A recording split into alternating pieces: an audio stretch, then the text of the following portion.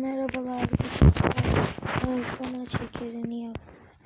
Efekti bulamadım, şimdi bulabildim ama bu hızlı dönüyor. Tabii yanlış yaparım arkadaşlar ya. Arkadaşlar. Tövbe yarabbim. Arkadaşlar onu da gerçekten sayın ya. Şükür. Gerçekten yani. Bir yaptım, bir daha yapıyorum. Arkadaşlar beni sinir etmeyin.